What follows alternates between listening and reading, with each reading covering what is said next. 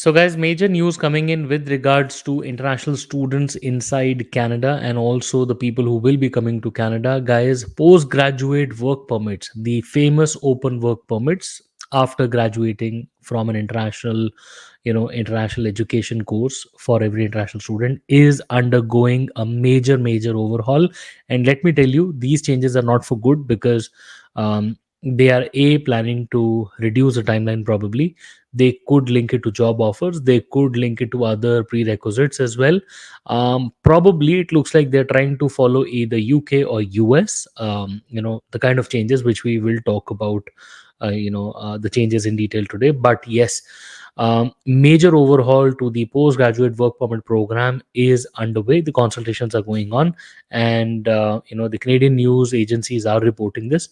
So if you are planning to study in Canada and planning to come to Canada soon, or if you are already studying in Canada, then you should be following this particular news to the bit. Guys, please be sure to watch the video till the end. My name is Sahil, and I'll see you on the other side.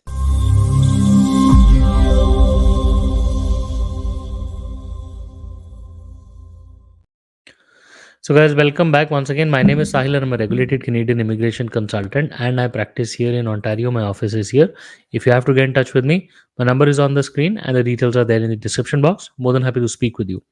Before we proceed any further, please make sure that you hit the subscribe button and the bell icon because we talk a lot about Canadian immigration.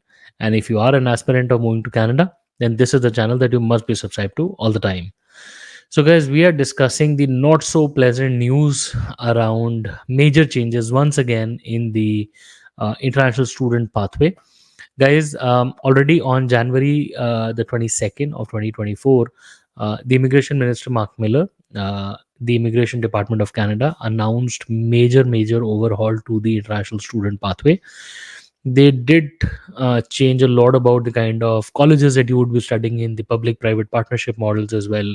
Then later in the year, they also discussed or announced major overhaul to the the spousal open work permit for international students. And throughout this way, back in the month of May also, I had uploaded a video where the immigration minister had clearly talked about how they are planning to overhaul the postgraduate work permits. Back then also, the immigration minister had clearly said that they are planning to link the postgraduate work permits to the labor market priorities. He had hinted upon the importance of healthcare, the importance of trades, and the importance of particular labor market priorities in a particular area. Now, appear this what appears to be the major change is that Canada is about to or is almost ready to make the change. And you know recently we got hold of this particular news article, which I'll just bring up on the screen.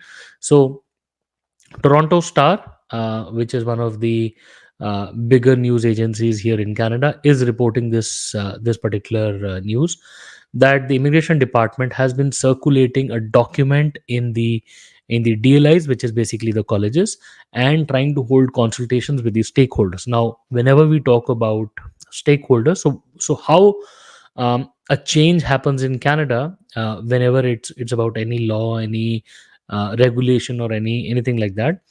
What the immigration department first does is that they go to the stakeholders. For example, in this case would be the student community, could be the colleges, could be the employers, and then could be the provinces, right?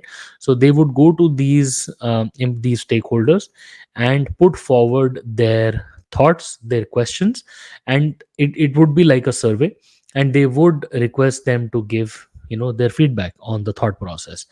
Depending upon how majority of them respond, depending upon their thoughts, IRCC would then formulate a policy. If required, it has to be going through a bill. It would go through a bill, otherwise it would go through a regular policy change, right? Now, in this particular situation, IRCC had already hinted that the year 2024 could see major reforms in the postgraduate work permit. So how Canada works is that we have international students here. Whenever they complete a course, they get an open work permit. If they do a 1 year course, they get a 1 year work permit. And if they do a 3 year course, a 2 year or more course, they would get a 3 year open work permit. Earlier this year, they changed that for master's degree and PhD holders, that if even if the master's degree holders did a 1 year course, they would get a 3-year work permit. So these were the changes that happened earlier this year. At the same time, the immigration minister said that they are still considering further changes in the program, and they would be introducing the reforms soon. Now is the time when we are getting to see this particular document, which is being circulated amongst the DLIs, and this is talking about the kind of changes that could be introduced, right?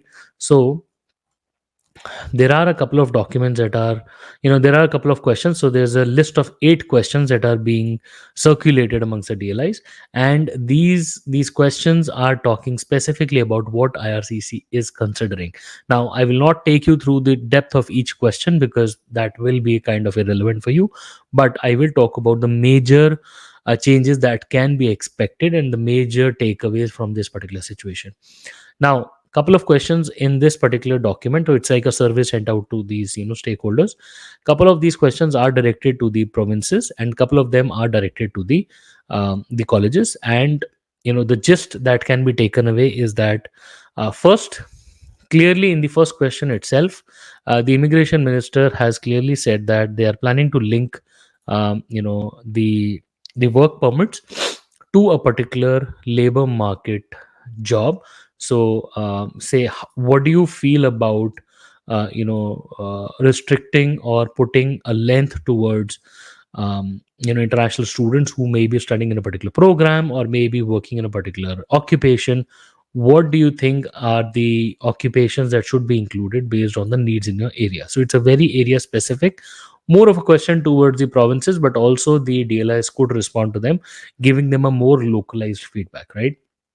Now they're saying, what if any cohort should be exempted from these changes, such as francophone students, graduate degree programs, or others? Now this is where they're talking about like who should be exempted from these new changes. I am assuming master's graduate, PhD, and probably some bachelor degree holders, because they recently had this change, right? Like recently, in the month of January, they had this change that was introduced, and I think they should be exempted from this particular situation.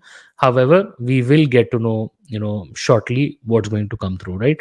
So I'm assuming the master's graduate and the PhD should at least be spared the horror.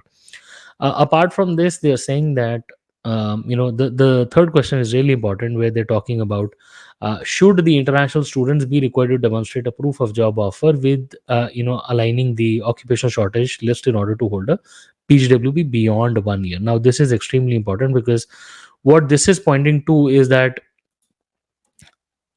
if IRCC is giving all the students a 1 year work permit, open work permit to start with, then at the end of 1 year, should they be linking a job offer proof so that the work permit could be extended further? Well, don't you think this is getting a flavor from US and UK? Like even they are doing this, right? Like they are doing similar things to their OPTs and all of that. So I think this particular part is directly getting influenced from US and UK. Okay, so this is I think a pure motivation from them. Next, what they are saying is that should there be any other eligibility area, for example, language, provincial support, etc., to be extended past the 1 year. So another takeaway here is that yes, they are seriously considering giving open work permit of 1 year only, and then later the extensions could be linked to job offer, could be linked to additional language requirements, could be linked to expression of interest or eligibility in a particular stream. So IRCC could be looking at these 3 or more possibilities where person who wants to extend should get this. Otherwise, if the person cannot extend, they would have to leave Canada. Now this appears to be something that is more harsh in nature. Just like US, I think Canada will also be adopting a more harsh outlook, and I think they won't mind sending students back home. So it should be taken up with a lot of caution, right? Then they're also talking about the what is your view of applying these labor market based changes to PGWP eligibility, rather than grandfathering this. So this is an extremely important point. So should these be applied upon students who are already inside Canada, or should these be, grandfather to people who are already there, right? Or should these be only applicable to people who will be joining later this year? So this extreme, so this question will hold a lot of value and will actually push the government to basically either grandfather this, like put them as a condition on the existing students, or they should rather put it as a new condition for new study permit applicants, or maybe who are currently studying, right? So could be anything. So this particular question is going to make or break the fate of international students who are currently inside Canada. And as we are already seeing that international students are currently going on protests, holding protests, or in Prince Edward Island, holding rallies in Ontario, Brampton. Like, Canada has already made it clear several times that study permits are not equal to permanent residence. There is no guarantee of any permanent residence. So one cannot force the government to make changes just because one thinks it's fair. Rules are rules, and people have to follow the rules.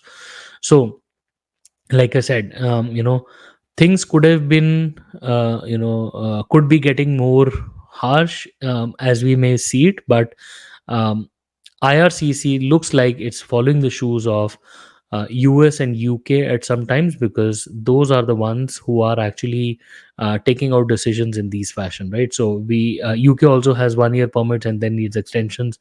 US OPTs, people in IT in specialized streams, are also using these fashion. So assuming PGWP could be undergoing major reforms.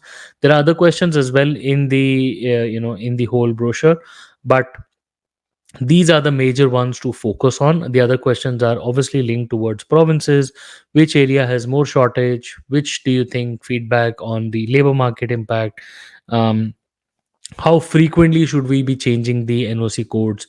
There is a particular mapping that has been done with regards to a course being linked to a particular NOC code. So IRCC will be trickling down these changes from course level. So anybody who's not doing health or trade related courses, guys, you guys will be in the direct line of fire.